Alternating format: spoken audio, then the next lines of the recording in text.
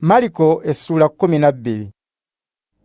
Awo Yesu n'atandika okwogera nabo mu ngero, n'agamba nti, waliwo omuntu omu yasimba ennimiro y'emizabbibu, n'agyetoolooza olukomera, n'asemamu essogolero, n'azimbamu omunaala abakuumi mwe balengerera, n'agisaamu abapangisa, n'alaga mu nsi ey'ewala. Ekiseera eky'amakungula bwe kyatuuka, n'atuma omuddu eri abapangisa bamuwe ku bibala by'ennimiro y'emizabbibu. Awo omuddu ne bamukwata, ne bamukuba, ne bamugoba nga tebamuwadde kantu. N'abatumira nate omuddu omulala, ne bamukuba olubale, ne bamuswazaswaza. Era n'atuma omulala, oyo ne bamutta.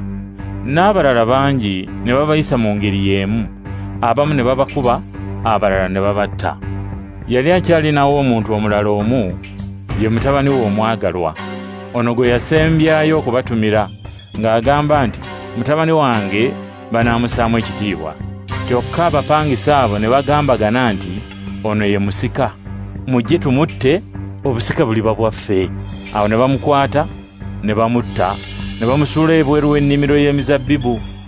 Kale nannyini nnimiro y'emizabbibu kiki ky'alikola? Alijja n'atta abapangisa abo, era ennimiro y'emizabbibu n'agisaamu abalala. Ddala ekyawandiikibwa mwali mu kisomi ekigamba nti, ejjinja abazimbire baagaana lye lyafuuka ekkulu ery'entabiro. Ekyo Mukama ye yakikola, ne tukiraba, ne tukyewuunya. Awo abalabe ba Yesu bwe baategeera nti olugero olwo aluleese nga lufa ku bo, ne bagezaako okumukwata, kyokka ne batya ekibiina ky'abantu, ne bamuleka ne bagenda. Abafalisaayo n'abawagizi ba Herode abamu ne batumibwa okutega Yesu mu bigambo. Awo ne bajja ne bamugamba nti, Muyigiriza, tumanyi nga ggwe w'amazima, era tokolerera kusiimibwa bantu, kubanga bonna obayisa mu ngeri y'emu, era abantu obayigiriza mu mazima ebyo Katonda by'ayagala bakole. Kaakati ssebo tubuulire, kikkirizibwa okuwa Kayisaali omusolo oba tekikkirizibwa? Tuteekwa okugumuwa oba tetuteekwa? Yesu n'ategeera obukuusa bwabwe, n'abagamba nti, lwaki munkema? Mundeetere ssente ngirabe. Ne bagireeta. Ye n'ababuuza nti, ekifaananyi n'amannya ebiriko by'ani? Ne baddamu nti, bya Kayisaali. Yesu n'abagamba nti, awo nno ebya Kayisaali mubiwe Kayisaali, n'ebya Katonda mubiwe Katonda. Awo Abasaddukaayo abagamba nti tewali kuzuukira ne bajja eri Yesu ne bamubuuza nti, Muyigiriza, Musa yatuwandiikira ekiragiro nti, singa omuntu afa n'aleka nnamwandu, kyokka n'ataleka mwana, muganda w'omufu ateekwa okuwasa nnamwandu oyo, alyoke azaalire muganda w'abaana. Kale waliwo abooluganda 7, omubereberye n'awasa, kyokka n'afa nga talese mwana. Owookubiri n'awasa, nnamwandu w'oli ow'olubereberye, era n'ono n'afa nga talese mwana. N'owookusatu bw'atyo. Bonna 7 baawasa omukazi oyo, kyokka ne batamuzaalamu mwana. Oluvannyuma bonna nga bamaze okufa, omukazi naye n'afa. Kale ku lunaku olw'okuzuukira, abantu bwe balizuukira, omukazi oyo aliba mukaani? Bonna 7 baamuwasa. Yesu n'abagamba nti, muwubwa, era ekibaleetera okuwubwa bwe butamanya ebyawandiikibwa wadde obuyinza bwa Katonda. Abantu bwe balizuukira balibanga bamalayika mu ggulu, nga tebakyawasa era nga tebakyafumbirwa. Ate ebifa ku kuzuukira kw'abafu, ddala mwali musomye mu kitabo kya Musa, mu kitundu ekyogera ku kisaka, Katonda bwe yagamba Musa nti, nze Katonda wa Abulahamu, Katonda wa Isaaka, era Katonda wa Yakobo. Katonda si w'abafu, wabula w'abalamu. Muwubwa nnyo.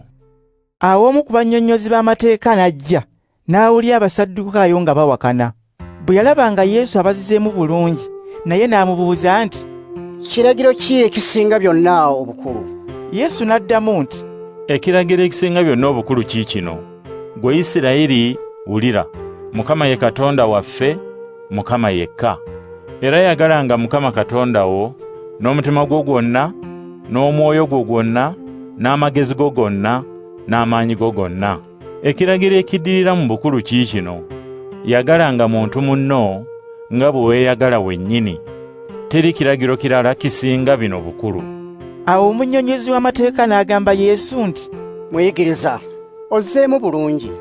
Ky'ogambye kya mazima nti Katonda ali omu yekka, teri mulala, era nti okumwagala n'omutima gwonna, n'amagezi gonna, n'amaanyi gonna, n'okwagala abantu bannaffe nga bwe tweyagala ffe ffennyini, kusinga ensolo zonna eziweebwayo okwokebwa nga nnamba, era n'ebirala byonna ebiweebwayo eri Katonda. Yesu bwe yalabanga omunnyonnyozi w'amateeka azzeemu n'amagezi, n'amugamba nti, otandise okutegeera eby'omu bwakabaka bwa Katonda. Ne wataba aguma kumubuuza bibuuzo birala. Yesu bwe yali mu ssinzizo ng'ayigiriza, n'abuuza nti, abannyonnyozi b'amateeka bayinza batya okugamba nti Kristo muzzukulu wa Dawudi? Dawudi yennyini ng'ajjudde Mwoyo Mutuukirivu yagamba nti, Katonda yagamba Mukama wange nti, tuula ng'onninaanye ku ludda lwange olwa ddyo, okutuusa lwe ndifuula abalabe bo ekirinnyibwako ebigere byo. Obanga Dawudi yennyini amuyita Mukama we, ate olwo ayinza atya okuba muzzukulu we? Abantu abangi abaaliwo ebigambo bye bino ne babiwuliriza n'essanyu. Awo Yesu bwe yali ng'ayigiriza n'agamba nti, mwekuuma abannyonnyozi b'amateeka abaagala okutambula nga bambadde engoye empanvu ezikweya, era abaagala okulamusibwa mu butale, n'okutuula mu bifo eby'okumwanjo mu makuŋŋaaniro ne mu bifo eby'ekitiibwa ku mbaga, era abanyaga ebintu byonna mu mayumba g'abannamwandu, era abasinza Katonda mu bigambo ebingi olw'okweraga, baliweebwa ekibonerezo ekisinga obunene. Yesu bwe yali ng'atudde mu maaso g'ekifo omuteekebwa ebirabo mu ssinzizo, n'alaba abantu bangi nga bateekamu ensimbi. Abagagga bangi bateekamu ensimbi nnyingi.